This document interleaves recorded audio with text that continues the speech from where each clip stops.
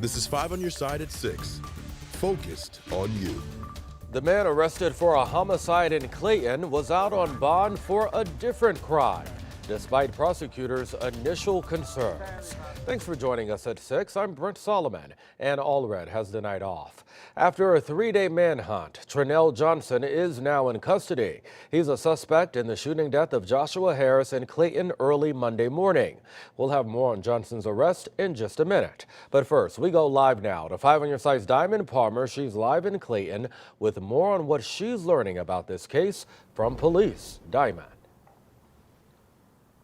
Well, Brent, the major case squad confirmed to me over the phone this afternoon, just a couple of hours ago, that they are still looking for an additional suspect in this case. And they say they're not ruling out multiple suspects as well. And they actually arrested the 18-year-old suspect in the O'Fallon Park neighborhood. And today was the day that police told me that they were still informing the family members of victim Joshua Harris. Now, Monday, just before 5:30 a.m., police say Trinell Johnson and others were seen on video surveillance breaking into cars on Wydown Boulevard here in Clayton. Police say the victim, Joshua Harris, saw the suspects trying to break into his wife's car, and that's when Harris then confronted the thieves and the suspect fired several shots. When police arrived, they found Harris with a gunshot wound, and he was pronounced dead on the scene.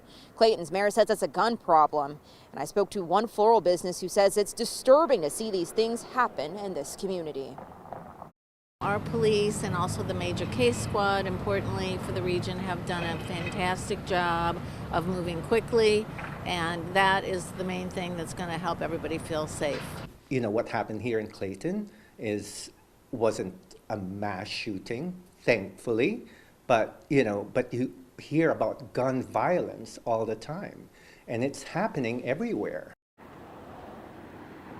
Now, the major case squad has told me that they are still following several leads in this case. They do also tell me that they are releasing only certain information to not compromise this case. Of course, if you have information about this crime, you are urged to call their tip line at 314-955-0817. Reporting live here in Clayton, Diamond Palmer, 5 on your side.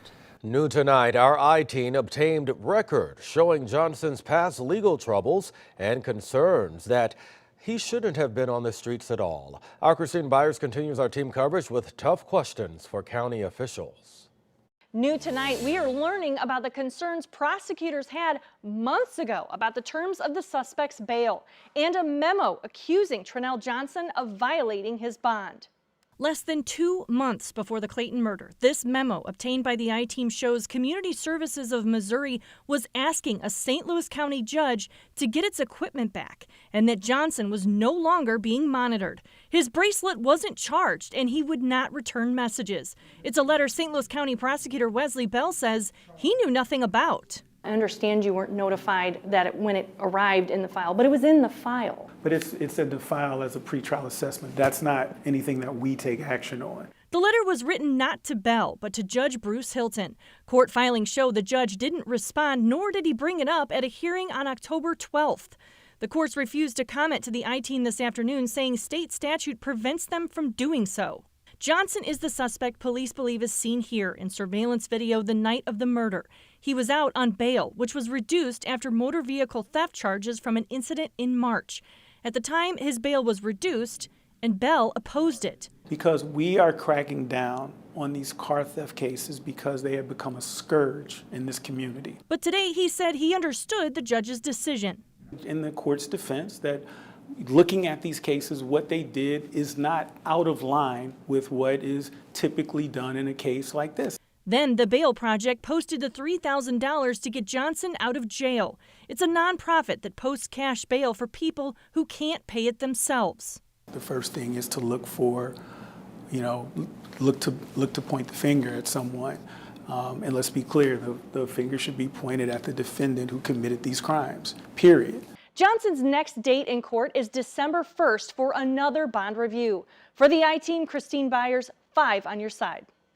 Now at 6, a bill to ban the open carry of firearms is headed to the desk of St. Louis Mayor Tashara Jones, but it won't take effect when she signs it. Our political editor Mark Maxwell is here to explain why. Mark. Brent, it's easy. Missouri law bans gun bans. The red state legislature told cities they can't enact their own gun control measures, but the St. Louis Board of Aldermen, passed one anyways, hoping voters might activate it at the ballot box next November.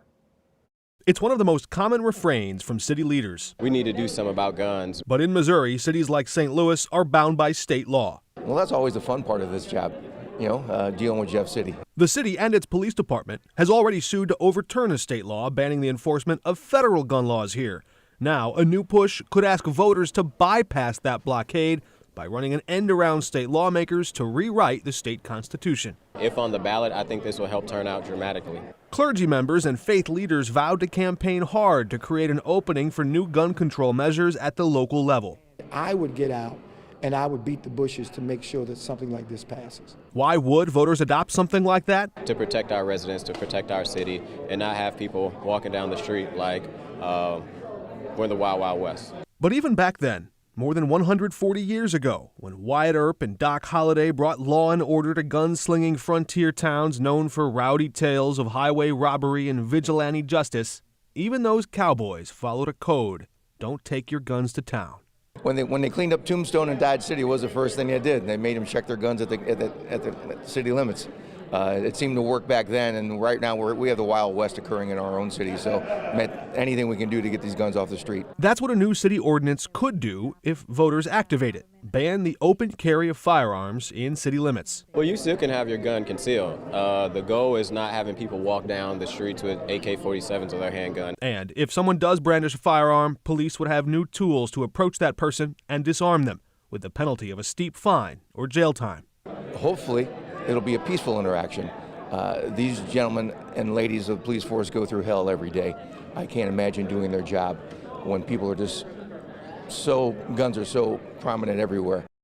We're told Mayor Jones does intend to sign this ordinance onto the books. She was a part of proposing it after all, but it's still far from clear if any gun-related question will actually appear on your ballot in 2024. And if one does, what it might say. All that much is still being sorted out. Mark Maxwell reporting tonight.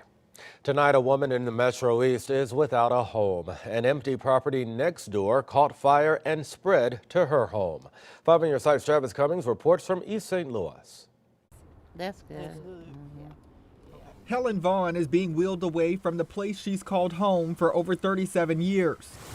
Her two-story house on North 22nd in East St. Louis is in ruins. It's all because the empty house next door caught fire early Friday morning and spread to her property. Now both properties are blacked out. Helen says she was up watching TV around 4:30 this morning when the smoke alarm went off. She can't walk right now, so she called for her daughter, who helped get her out of the house. I could stand a little bit, so she had just grabbed me by the seat of my pants and just pulled me on out. That rescue was in the nick of time. How soon as we got out, that's when it started really blazing up. Fire crews spent hours putting out hot spots. While Vaughn's home is gone just days before the Thanksgiving holiday, she's happy she'll be alive to see the holiday. I am very thankful. You can replace all those things, but you just can't replace life. I'm just thankful that, praise the Lord. Reporting in the Metro East, Travis Cummings, 5 on your side. Tonight, the cause of that fire is under investigation. Coming up, 2 local teachers received the surprise of a lifetime. The reason they are now getting national recognition. Plus, the cast of the Tina Turner musical taking a field trip to Sumner High School. The lessons they left behind. And we're talking about a pretty decent weekend weather-wise, but big changes heading into early next week and carrying us into next weekend.